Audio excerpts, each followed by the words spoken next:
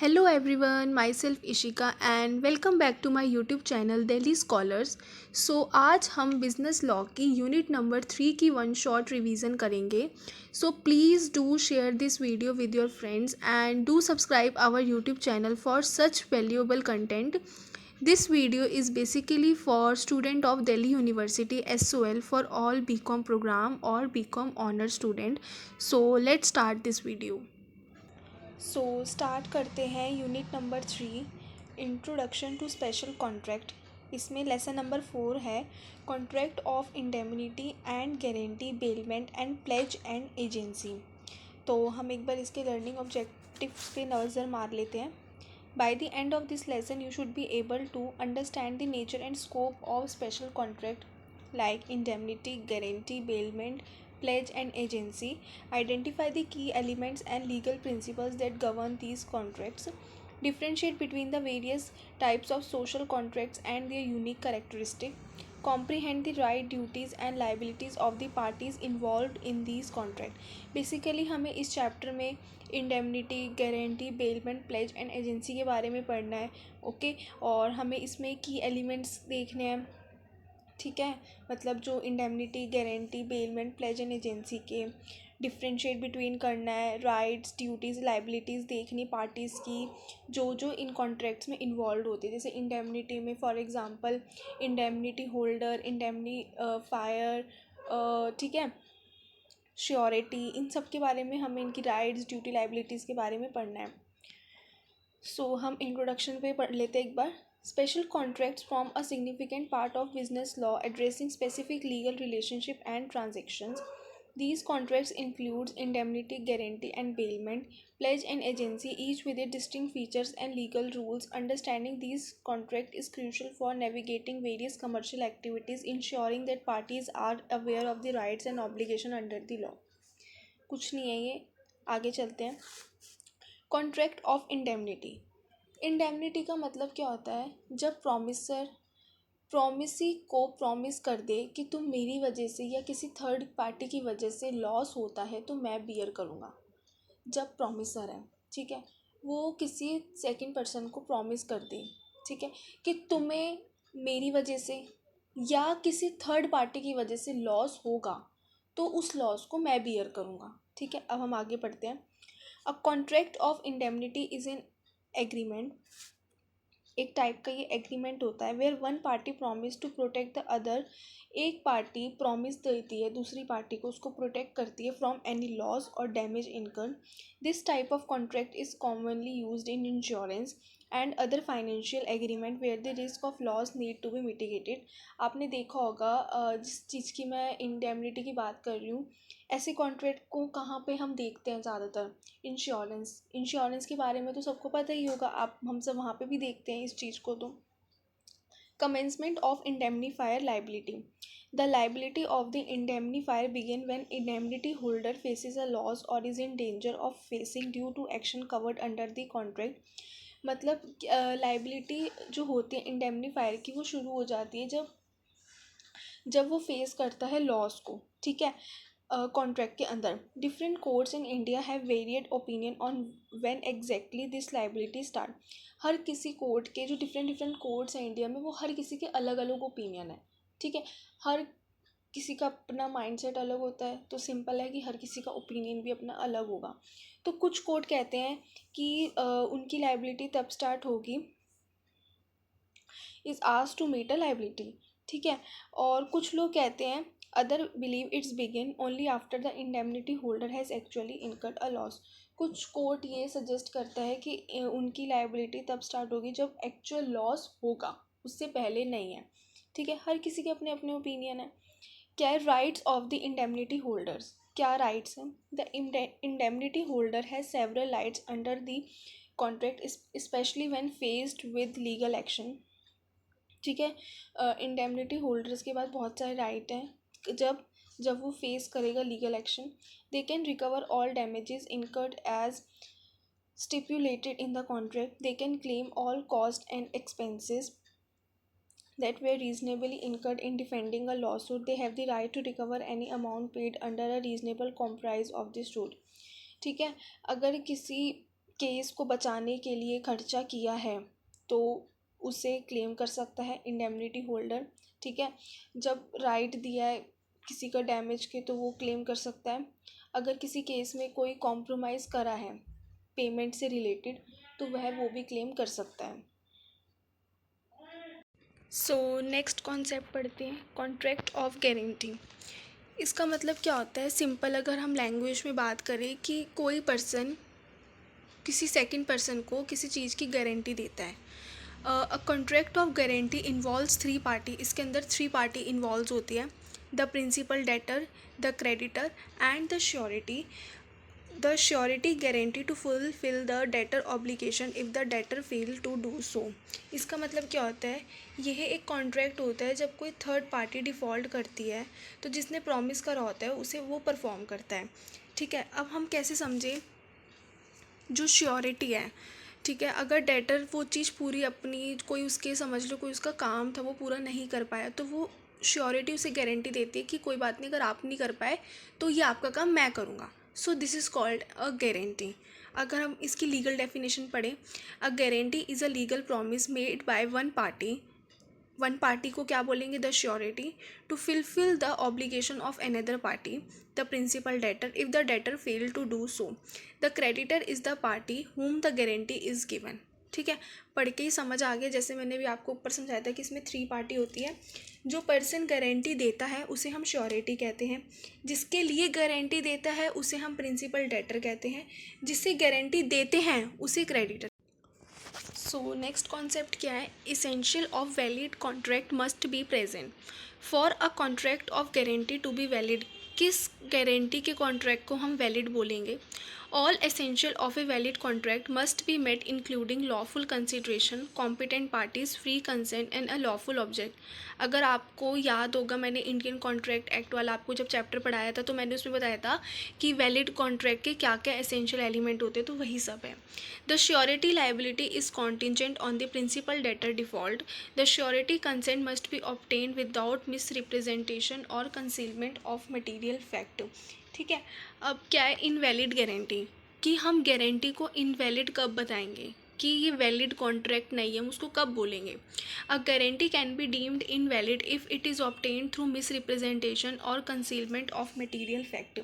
Invalid guarantee क्या होती है, अगर मिस रिप्रेजेंटेशन करके कोई गारंटी की दी गई है तो वो उसे इनवैलिड मानी जाएगी। ठीक है, अगर किसी गारंटी के मटेरियल फैक्ट को छुपाया, मतलब जैसे समझ लो कोई एक कॉन्ट्रैक्ट का कोई बहुत एक इम्पॉर्टेंट फैक्ट था जो हमें नहीं बताया गया, हमसे छुपाया गया, तो हम कह देंगे कि ये एक गारंटी इनवैलिड है।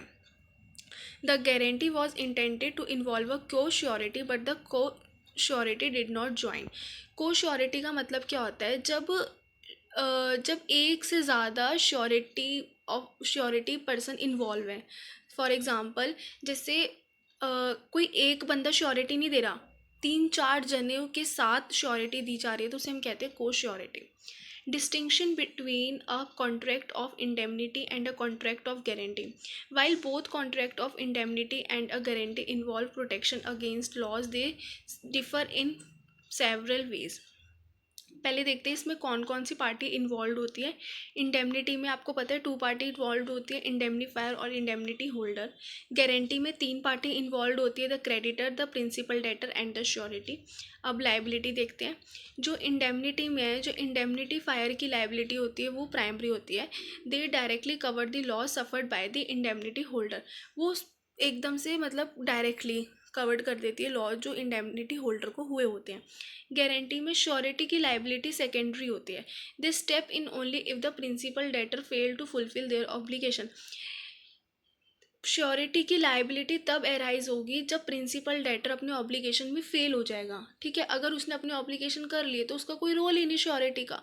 ठीक है, तो इसकी सेकेंडरी लाइबिलिटी है। नंबर ऑफ कॉन्ट्रैक्ट, इंडेमनिटी में only one contract between the indemnifier and the indemnity holder. Guarantee में three contract between the creditor and the principal debtor, the creditor and the surety and between the principal debtor and the surety. Kinds of guarantee, guarantee को दो part में categorise करा गया है, specific guarantee and contingent guarantee. Specific guarantee क्या होती है, specific guarantee क्या होती है, अगर गारंटी किसी स्पेसिफिक चीज़ के लिए या स्पेसिफिक ट्रांजैक्शन के लिए दी जाए तो हम उसे स्पेसिफिक गारंटी कहते हैं। अभी पढ़ते हैं। This is limited to a single transaction और debt, the surety liability and when the transaction is completed और द डेट इज पेड। पढ़ते ही समझ आ रहा है। Continuing guarantee. This extend to a series of transaction or debt. The surety liability continue until is expressly revoked. Continuing guarantee सभी चीज़ के लिए अगर मैं बताऊं तो यहाँ पे कोई सिंगल ट्रांजेक्शन की बात नहीं की गई, यहाँ पे मल्टीपल ट्रांजेक्शन की बात की गई है।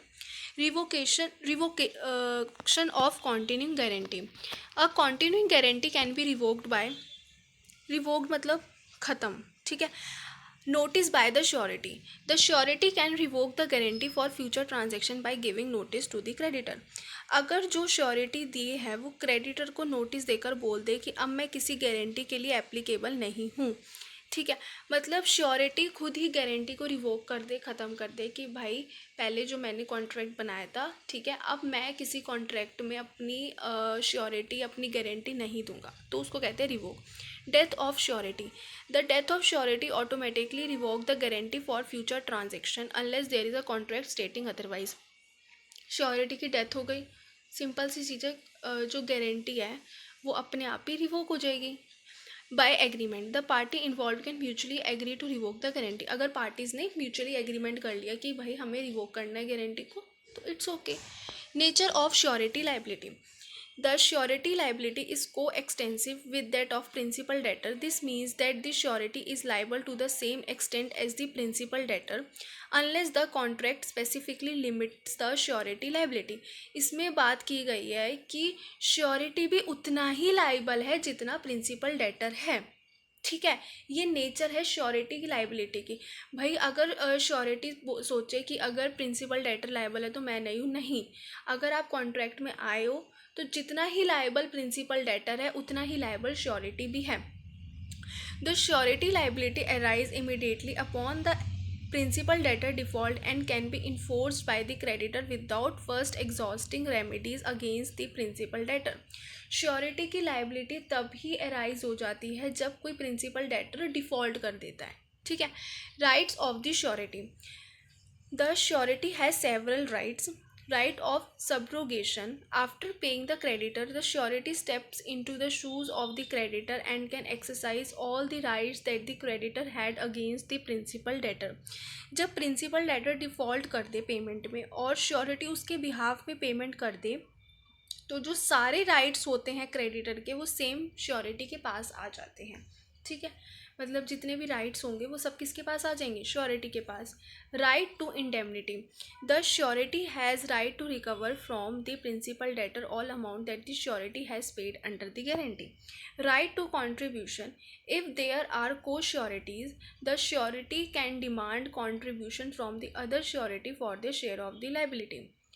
Right to set off. The surety can use any defense available to the principal debtor to contest the claim. Liability of co sureties bound in different sum. Co sureties का मतलब मैंने आपको बताया था कि जहाँ पे एक या एक से ज़्यादा श्योरिटी हो। व्हेन को श्योरिटीज़ आर बाउंड टू पे different amounts under a guarantee, there liability is proportionate to the amount they have undertaken to pay unless the contract states otherwise. If one party pay more than their share, they can seek contribution from the other. Discharge of surety. A surety can be discharged from liability under several circumstances. By revocation. The surety can revoke a continuing guarantee for a future transaction. अभी हम ऊपर पढ़ के आए हैं, ठीक है। Revocation कैसे कैसे हो सकती है, कॉन्टिन्यूइंग गारंटी में था तो उसमें by notice, by death, by agreement था ना ये सब। By conduct of as the creditor. If the creditor take action that impair the surety right such a varying the terms of the contract without the surety consent, the surety is discharge. मतलब अगर कोई terms में कोई change आ रहे हैं बिना किसी surety के कंसेंट के बिना, तो वो श्योरिटी डिस्चार्ज हो जाएगा। By release of principal debtor. If the creditor release the principal debtor from their obligation, the surety is also discharged by arrangement. An arrangement made without the surety consent that material affect their position will discharge the surety. अगर किसी चीज़ की मतलब कोई arrangement हुई है बिना किसी surety के कंसेंट के बिना, जो उसमें मटेरियल अफेक्ट्स आए हैं उसकी पोजीशन में, तो श्योरिटी अपने आप डिस्चार्ज हो जाएगा. Contract of bailment and pledge. Bailment का मतलब क्या होता है? जब कोई पर्सन अपने गुड्स किसी को दे दे, या तो किसी पर्पस के लिए या किसी परफॉर्मेंस के लिए, तो हम उसे बेलमेंट कहते हैं. मैंने आपको ये जनरल लैंग्वेज में बताया. अब हम पढ़ते हैं bookish language. Bailment refers to a relationship where one person means bailor deliver goods to another person means bailee for a specific person, and upon fulfillment of that purpose the goods are returned or disposed of according to the bailor instruction. मतलब जो ये एक ऐसा relationship होता है जब एक person अपने गुड्स डिलीवर कर देता है सेकंड पर्सन को, कि उसके जो उसका पर्पस है वो पूरा हो जाए, ठीक है, और वो गुड्स उसको रिटर्न कर दे. मतलब जो मालिक होगा ना वो ऑनर ही रहेगा, वो जिस पर्सन को उसने गुड्स दिए हैं वो ऑनर नहीं बन जाएगा, ठीक है. जो ऑनरशिप होगी वो उसके पास ही रहेगी, मीन्स बेलर के पास रहेगी. Pledge is a special kind of bailment where goods are delivered as security for repayment of a debt or the performance of an obligation. इसमें एक टाइप की सिक्योरिटी इंक्लूड हो जाती है. Essential characteristic. Transfer of possession. ठीक है. In bailment the physical possession of the good is transfer from the bailor to the bailee but ownership remains with the bailor. अभी मैंने ऊपर आपको यही चीज़ बताई कि जो ऑनरशिप रहेगी, जो पोजेशन रहेगी गुड्स की, वो बेलर के पास ही रहेगी, ठीक है. बेली के पास सिर्फ गुड का पोजेशन जाएगा, ठीक है. Purpose the good must be delivered for a specific purpose. जो गुड डिलीवर होते हैं वो किसी स्पेसिफिक पर्पस के लिए ही डिलीवर होते हैं.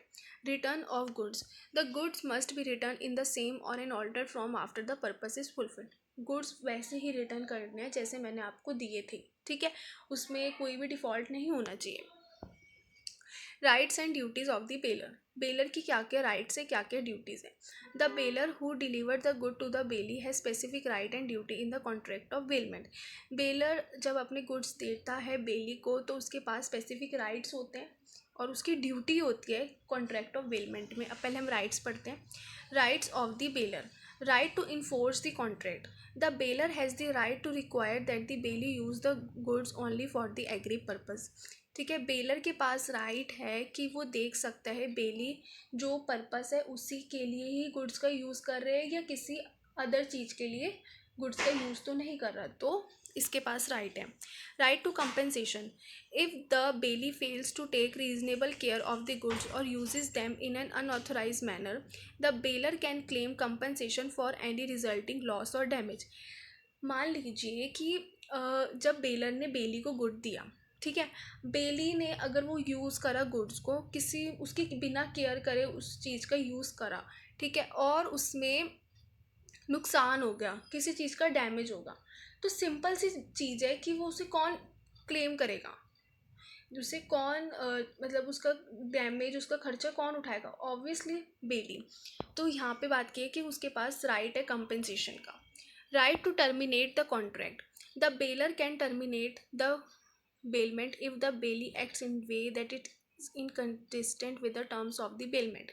मतलब बेलर जो है वो टर्मिनेट कर सकता है कॉन्ट्रैक्ट को अगर उसे ये पता चल गया कि जो बेली है वो जो कॉन्ट्रैक्ट ऑफ बेलमेंट है उसके जो टर्म्स एंड कंडीशन का यूज़ कर रहे in a such way that is inconsistent manner में यूज़ कर रहा है. Right to demand return of goods. The bailor has the right to demand the return of the goods when the purpose of the payment is fulfilled. ठीक है, उसके पास right है कि उसके गुड्स को वापस कर दीजिए अगर आपका पर्पस पूरा हो गया है तो. नेक्स्ट है duties of the bailor. Duty to disclose faults. Bailor की ड्यूटी है कि अगर गुड्स में कोई डिफ़ॉल्ट है, कोई फॉल्ट है, तो वो बेली को पहले ही बता दें. ठीक है. The bailor must inform the belly of any fault in the goods that could affect there use और कॉज. हाँ, बेलर को पहले ही बता दे कि भाई इसके अंदर फॉल्ट है, ठीक है, जिससे अगर वो यूज़ करे तो उसे कुछ हार्म ना हो जाए. ठीक है. और इसके लिए कौन लायबल होगा? ऑब्वियसली बेलर, क्योंकि उसके गुड्स में डिफ़ॉल्ट है. Duty to bear expenses. In gratuitous bailment the bailor must bear the expenses of the bailment. Duty to indemnify the bailee. The bailor must indemnify the bailee for any loss or caused by the bailor's failure to disclose faults or by any defect in the bailor's title to the goods. Rights and duties of the बेली. अभी हमने ऊपर baler की rights and duty पढ़ी है, अब हम पढ़ेंगे rights and duties of the बेली. मतलब मैं आपको बता रही हूँ, सबसे सिंप्लीफाई नोट्स करके दिए हैं, ठीक है. पेपर में अगर आप ऐसे करके लिखा है तो पूरे मार्क्स मिलेंगे आपको. सबसे सिंप्लीफाइड, सबसे इजी मैनर में नोट्स हैं ये, ठीक है. मतलब पढ़ते ही समझ आ जाएगा कि क्या लिखा है, ठीक है. The bailee who receive the goods from the bailor also has certain rights and duty under the contract of the bailment. Bailee कौन होता है? जो गुड्स को रिसीव करता है, किससे? बेलर से. और उसके पास क्या क्या राइट्स, क्या क्या ड्यूटीज़ हैं. Rights of the bailee. Right to possession. The bailee has the right to retain possession of the goods for the duration of the bailment. मतलब बेली के पास राइट है कि जितना भी ड्यूरेशन है गुड्स को पोजेशन करने का, तो उसके पास ही रहेगा, ठीक है. Right to compensation. If the bailment is for the benefit of the bailor and cause the bailee any loss, the bailee can compensation from the bailor. अभी ऊपर मैंने आपको बताया था कि अगर कोई भी लॉस हो रहा है गुड्स की वजह से, तो उसे कौन क्लेम, मतलब किससे क्लेम कर सकते हैं? बेलर से. Apply. The bailey has the right to retain the goods until they are paid for any charges or expenses incurred in relation to the goods, provided it is not a gracious bailment. Duties of the bailey. Duty to take reasonable care. The bailey must take care of the goods as reasonable person who would take care of their own goods. Failure to do so can make the bailey liable for damages. ठीक है. अभी बताया था कि उसका पूरा हक है कि उसकी गुड्स की अच्छे से देखभाल करे. मतलब वो ऐसे समझ के करे कि वो खुद ही ऑनर है, ठीक है. अगर हम ऐसे थिंकिंग रख के करते हैं तो हम किसी चीज़ का बहुत अच्छे से ध्यान रखते हैं. अगर हमारे मन में ये आ जाए कि यार ये हमारे गुड्स तो है नहीं, किसी दूसरे पर्सन गुड्स हैं, हम क्यों इसकी केयर करें, तो सिंपल सी चीज़ है, हमारी जो हमारा माइंड है वो उस चीज़ की केयर नहीं कर पाएगा. तो इसमें भी वही बोला है कि वो अपना समझ के इस गुड्स का यूज़ करे और उसके अच्छे से केयर करे. Duty not to make unauthorized use. The bailey must use the goods only as per the terms of the bailment. Unauthorized use can make the bailey liable for any loss or damage. मतलब अगर बेली कोई goods का unauthorised कर रहा है, ठीक है, जो मतलब उसके परमिशन में ही नहीं है, तो वो सिंपल सी चीज़ है, अगर कुछ भी हुआ तो कौन लाइबल होगा? बेली. उसको बेलर ने तो नहीं कहा कि तू उसका इस चीज़ का यूज़ कर ले किसी भी पर्पज़ के लिए. नहीं भाई, देख तेरा जितना पर्पज़ है तो उसने का ही यूज़ कर ले, ठीक है. वो उस तक ही लाइबल हो सकता है अगर उसे कुछ लॉस हुआ तो. Duty to return goods. Simple सी बात है, अगर तेरा परफॉर्मेंस है, जो तेरा पर्पस है वो फुलफिल हो गया, तो अपना जो जो गुड्स है वो बेलर को रिटर्न कर दो. Duty not to mix goods. The bailee must keep the goods separate from their own. ठीक है. If the bailee mixes the goods with their own without the bailor consent, they must bear the cost of separation और compensate the bailor for the loss. Right of bailor and bailey against third parties. Both the bailor and bailey have right against third party who wrongfully interfere with the goods. Bailor rights. The bailor can sue a third party for any damage or loss caused to the while in the possession of the bailey, as the bailor is the owner of the goods. Bailey rights. The bailey can sue a third party for any interference or harm caused to the goods while in their possession, as they have right to possess the goods. Rights and liability of the finder of goods. A person who find goods finder has specific rights and liability under the law. Rights of the finder. Right to possess. The finder has the right to retain the goods against everyone except the true owner. Right to compensation. The finder is entitled to claim compensation from the owner of any expense incurred in preserving the goods or finding the owner. Right to lien. The finder may retain the goods until compensated for the expenses incurred in finding the owner. मतलब क्या है कि अगर हमें road पे पड़ी हुई किसी की चीज़ मिल गई, ठीक है, समझ लो हमें किसी का वॉलेट मिल गया रोड पे पड़ा हुआ, तो हमने उसको ओपन करके देखा तो समझ लो उसके अंदर किसी पर्सन का आईडी प्रूफ था, तो हमें उसके ऑनर तक पहुंचने में हमें जो भी एक्सपेंस हुआ, तो हमारे पास राइट है कि हम उनसे मांग सकते हैं कि देखिए जी, हमें आप तक ये चीज़ पहुंचाने में हमें इतना खर्चा हुआ, तो हम कर सकते हैं, ठीक है. और उसके पास ठीक है, और उसके पास पोजेशन है कि वो ट्रू ऑनर तक ही पहुंचाए जो उसका गुड्स है, जो उसका वॉलेट है। ठीक है। Liability of the finder, finder की क्या क्या लाइबिलिटी है? Duty to take reasonable care, the finder must take the same care of the goods as bailee and is liable for any negligence. Finder की वही same care है जैसे बेली की है। ठीक है। अगर कुछ भी नेग्लिजेंस करी, अगर उसने कुछ भी लापरवाही करी तो कौन लाइबल होगा? ऑब्वियसली फाइंडर ही लाइबल होगा। Duty to return the goods, the finder must return the goods to the rightful owner when found. उसके पास ड्यूटी है कि ये गुड्स को ऑनर के पास सही सलामत पहुंचा दें। ठीक है। अब नेक्स्ट है लीन। A lien is the right to retain possession of goods until certain condition or obligation are met in the context of bailment. General lien, these allow a person to retain any goods until any debt due to them is paid. For example, a banker or solicitor may have a general lien over goods until their charges are paid. Particular lien, this is the right to retain only those goods for which charges have been incurred until payment is made. For example, a tailor may retain a suit they have made until they are paid for their work. Particular lien क्या होती है? मतलब कोई भी goods जिन पर date है तो वो उन्हें रख सकता है जब तक पेमेंट ना मिल जाए। ठीक है। और जनरल लीन क्या होता है? ये सिर्फ कुछ आम लोग ही कर सकते हैं, जैसे कि banker. Contract of pledge, a pledge is a special kind of bailment where goods are delivered as a security for a debt और ऑब्लिगेशन। ठीक है। प्लेज क्या होता है? पेमेंट को डेट के अगेंस्ट सिक्योरिटी में रख दे तो उसे प्लेज कहते हैं। ठीक है। मतलब अगर हमने किसी से पेमेंट ली और उसने कहा कि भाई तुम अपनी ये सिक्योरिटी हम पे रख दो, तभी तुम्हें हम मिलेंगे, तभी तुम्हें वो चीज़ मिलेगी, तो उसे हम कहते हैं एक तरह का प्लेज। ठीक है। और जब तुम्हारे फुलफिल हो जाए तो तुम हमें अपने पैसे लौटा देना और हम तुम्हें जो तुमने रखा है अपनी सिक्योरिटी वो तुम्हें हम रिटर्न कर देंगे। डेफिनेशन क्या है? A pledge occurs when one party pawnor deliver goods to another the pawnee as security for a debt और performance of an application. The pawnee retain the goods until the debt is repaid or the obligation is fulfilled. पौनी के पास है कि वो goods को तब तक रख सकता है या तो वो डेट चुका दे, और अगर उसकी ऑब्लिगेशन फुलफिल हो गई है तो उसकी सिक्योरिटी भी उसे वापस मिल जाएगी। Rights and duties of the pawnor, pawnor की क्या क्या राइट्स हैं, क्या क्या ड्यूटीज़ हैं? Rights of the pawnor, right to redeem, the pawnor has the right to redeem the pledge goods by repaying the debt और fulfilling the obligation before the pawnee sale the goods. Right to claim compensation, if the pawnee does not take reasonable care of the goods or uses them in an unauthorized way, the pawner can claim compensation. अगर पौनी जो उसने goods हैं उसके पास उसका use करेगा unauthorized manner में, तो पॉनर के पास राइट है कि उससे क्लेम कर सकता है जो भी उसे नुकसान हुआ है। Duties of the pawnors, duty to pay debt, the pawnor must repay the debt और fulfil the obligation for which the goods were pledged.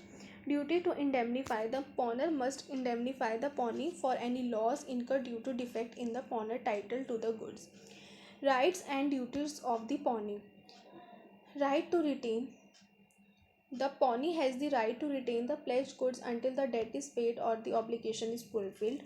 Right to sell, if the pawner failed to repay the debt or fulfill the obligation, the pawnee has the right to sell the goods after giving the pawner reasonable notice. मतलब पौनी के पास right है कि अगर वो अपने date को repay नहीं कर पाया तो वो जो उसके पास उसके जो गुड्स रखे हैं एज अ सिक्योरिटी वो उन्हें बेच सकता है। वो उससे पहले एक नोटिस भेज देगा कि जी आपने हमारा जो है डेट नहीं चुकाया तो हम आपकी सिक्योरिटी को बेच रहे हैं। Right to recover deficiency, if the sale of good does not cover the debt, the pawnee can recover the deficiency from the pawner. Duties of the pawnee, the pawnee must take reasonable care of the pledge goods. ठीक है। Pony के पास मतलब pony की duty है जो उसने goods को as a pledge रखा है वो उसका अच्छे से ध्यान रखे। ड्यूटी नॉट टू यूज़, कि जो उसने गुड्स अपने पास प्लेज रखे हैं उसका यूज़ ना करे। Duty to return, the pawnee must return the goods when the debt is repaid or the obligation is fulfilled. Termination of bailment, bailment can be terminated in several ways. on expiry of time, when the agreed time period for the bailment ends, on fulfillment of person, when the specific purpose for which the goods were bailed is accomplished, by death, by breach। मतलब payment कब कब terminate हो सकता है, जब time निकल जाए, या पर्पस है वो पूरा हो चुका हो, या डेथ हो गई हो, या कॉन्ट्रैक्ट का ब्रीच हो गया हो, कॉन्ट्रैक्ट टूट गया हो। Contract of agency. A contract of agency where one person called the agent is authorized to act on behalf of another person called the principal to create legal relationship with third parties। क्या है ये? एक contract है, एक relationship है, जब एक person, उसको हम कह देंगे agent, is authorise to act, जो काम करता है किसी दूसरे पर्सन के लिए, उसको कहते हैं प्रिंसिपल, और जो क्रिएट करेगा legal relationship with third parties. Definition: an agent is someone employed to do any act for another, to represent another in dealing with third party. The principal is the person for whom such an act is done or who is represented। Creation of agency: an agency can be created in the following ways: by express agreement। The most common way to create an agency is through an express contract, whether oral or return. मतलब जो ये agreement है, by oral भी बन सकता है और bye return भी बन सकता है। By implied agreement, an agency can be implied from the circumstances और the conduct of the parties. ठीक है, for example, when someone consistently act on behalf of another in business transaction and the principal knowingly allows it an applied agency में arise. मतलब कोई person है, वो consistently act कर रहा है किसी के साथ, ठीक है, तो हम मान लेंगे कि भाई इसके साथ इम्प्लाइड एग्रीमेंट हो गया। मतलब हम इम्प्लाइड कर लेंगे कि भाई ये हमारी ये कॉन्ट्रैक्ट ऑफ एजेंसी है। ठीक है। By ratification, if someone without authority act on behalf of another and the act is later ratified by the person for whom it was done, an agency by ratification is created। by necessity, in emergency situation, मतलब अगर कोई situation emergency में बन चुकी है, क्या है, where it is impossible to communicate with the principal, an agency can arise out of necessity। by estoppel, if the principal conduct leads a third party to believe that a certain person is their agent and the third party deal with the person as the agent, the principal may be stopped from denying the agency relationship। Extent of agent authority, section 186 to 189। Express authority, this is the authority explicitly granted to the agent by the principal। It can be limited to specific act or may be broad, covering various type of transaction। इसके अंदर अलग अलग type के transaction को involve किया जाता है। Next है implied authority. This is the authority that it is not explicitly stated but it is necessary for carrying out the duties within the express authority। For example, an agent authorized to manage a business would have the implied authority to hire employees, purchase supplies, and perform other acts essential to running the business। For example, हम कोई है एक लड़का, वो business चला रहा है, ठीक है, और उसने हायर करे एम्प्लॉयज़। अब भाई बिज़नेस को चलाने के लिए एम्प्लॉयज़ तो चाहिए होंगे, ठीक है, तो हम मान लेंगे कि ये एजेंट की है, ये कॉन्ट्रैक्ट ऑफ एजेंसी बन चुका है, ये इम्प्लाइड हो जाता है। ऑस्टेंसिबल और apparent authority, this arise when the principal conduct suggests that the agent has the authority to act even if such authority was not actually granted। Third parties dealing with the agent can rely on the apparent authority। Emergency authority, delegation of agent authority, section 191 to 195। The general rule is that the agent cannot delegate their authority to another person।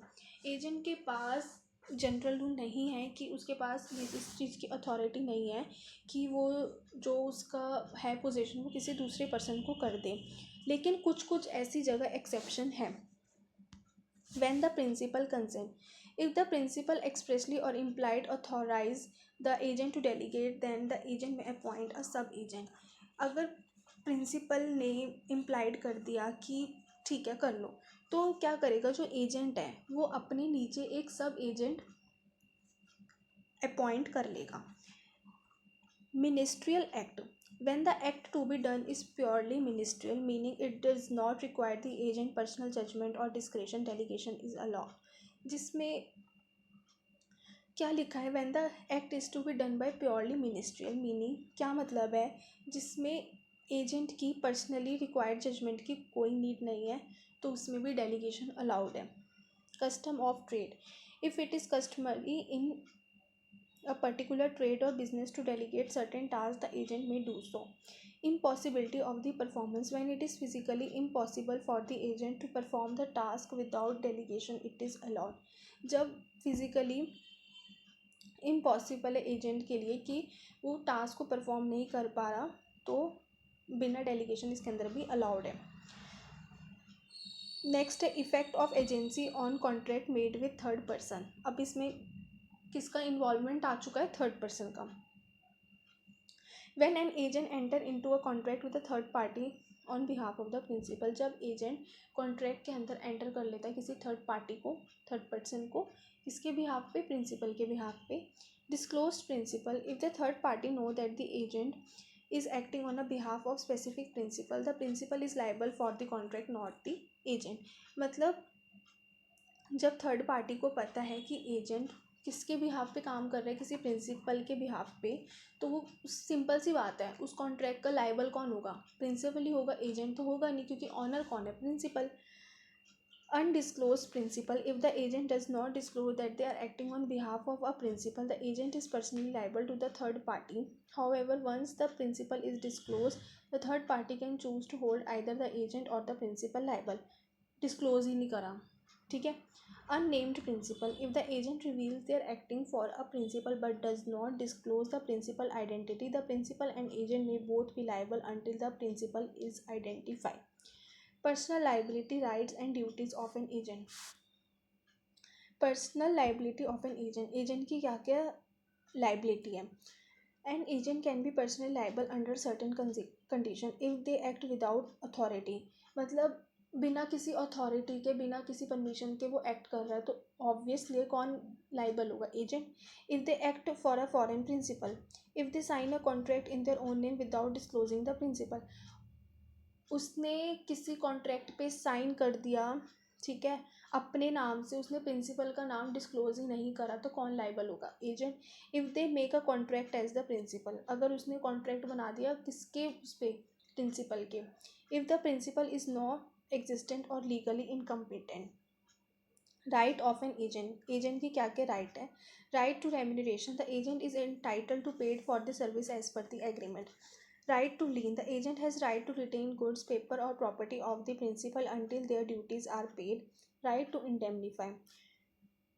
Duties of an agent, क्या क्या duty है agent की, follow करना instruction को, care करना, duty to render accounts, communicate करना, duty not to delegate, अपनी authority को डेलीगेट नहीं करना।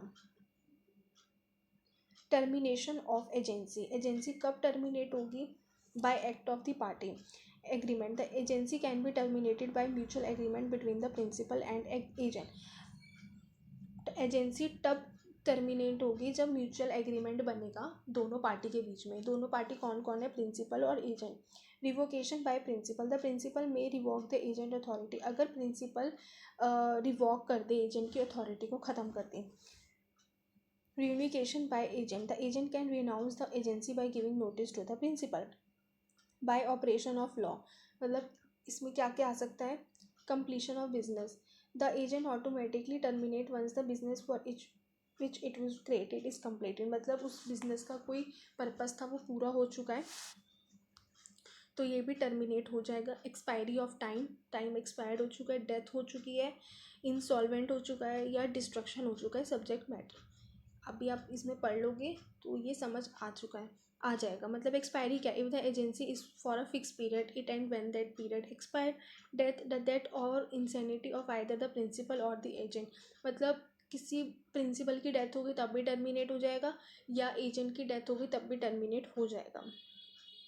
अगर कोई एजेंट या प्रिंसिपल इंसॉल्वेंट हो चुका है, इंसॉल्वेंट डिक्लेयर हो चुका है। सो ये समरी है। इसमें हमने भी क्या क्या पढ़ा, कॉन्ट्रैक्ट ऑफ इंडेमनिटी और गारंटी के बारे में पढ़ा हमने, कॉन्ट्रैक्ट ऑफ बेलमेंट और कॉन्ट्रैक्ट ऑफ प्लेज के बारे में पढ़ा, और हमने किसके बारे में पढ़ा, कॉन्ट्रैक्ट ऑफ एजेंसी के बारे में। सो यहाँ हमारा ख़त्म होता है unit number 4। So thank you guys for watching this video, and do like, share this video and subscribe our YouTube channel for such valuable content.